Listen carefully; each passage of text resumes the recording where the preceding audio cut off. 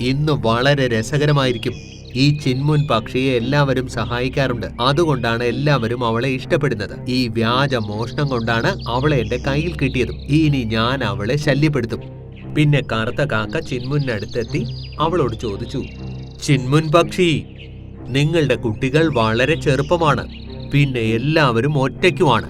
ആലോചിക്കൂ, ഒരു വലിയ പക്ഷിയോ മൃഗമോ അവരെ ഭക്ഷിച്ചാലോ നീ എന്തു ചെയ്യും?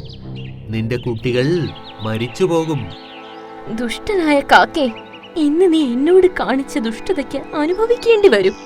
ഇന്നല്ലെങ്കിൽ നാളെ ദൈവത്തിന് മുന്നിൽ കണക്ക് പറയേണ്ടി വരും. ഇത് കേട്ടുകൊണ്ട് ചിന്മുൻ കരഞ്ഞുകൊണ്ട് പറയുന്നു, മുട്ടയും കുഞ്ഞും കൂടിനുള്ളിൽ കുഞ്ഞു കിടന്നു കരയുന്നു.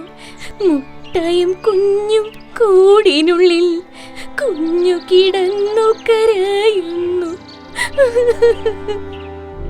ഈ സംസാരം മുഴുവൻ കഴുകൻ മുത്തച്ഛൻ കേട്ടു.